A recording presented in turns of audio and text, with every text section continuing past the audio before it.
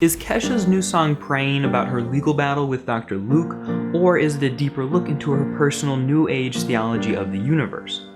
Well, actually, it's kind of both. Kesha has been unable to record new music for about 3 years now because of a highly restrictive contract with top pop producer Dr. Luke, but she has just recently been released from that contract. Her first new song is here with little warning, and it shows an artist who has changed dramatically. You probably remember the crazy party girl who sang TikTok. Wake up in the morning feeling like P. Diddy. Hey, what up, girl? Grab my glasses, I'm out the door, I'm gonna hit this city.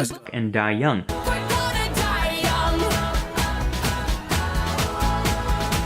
Let's make the most of the night like we're gonna die young. So why does Kesha now sound like an introspective version of Harry Styles and Lady Gaga's country phase? Well, apparently Kesha has been doing some growing both as an artist and as a person. In a letter that she published on lennyletter.com the first day that she released Praying, she says this: "I've overcome obstacles and I have found strength in myself, even when it felt out of reach. I have found what I had thought was an unobtainable peace." The last few years have been difficult for her, but she's promising to share more of herself with others. "I've written a record that reveals my vulnerabilities. This album is me." But what does she have to say about herself? Let's take a closer look. In the prologue of the music video, we hear Kesha ask one of humanity's deepest questions. If there's a God or whatever, something, somewhere, why have I been abandoned by everyone and everything I've ever known?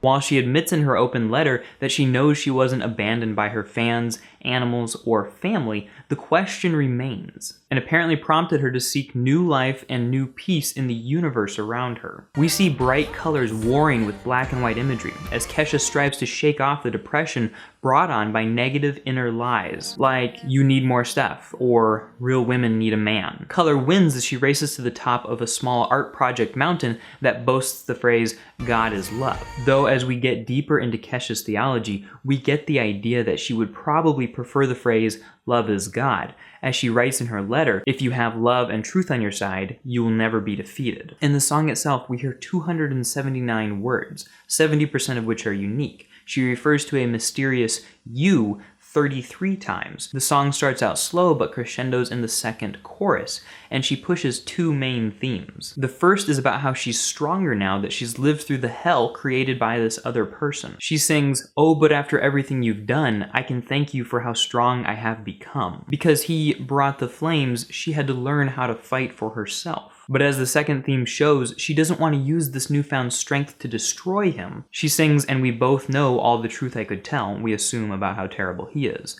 I'll just say this as I wish you farewell." And that leads us into the chorus where we find out that she's not bitter, she just hopes that he's somewhere praying and that his soul is changing. In her letter, Kesha tells us this song is about coming to feel empathy for someone else, even if they hurt you or scare you.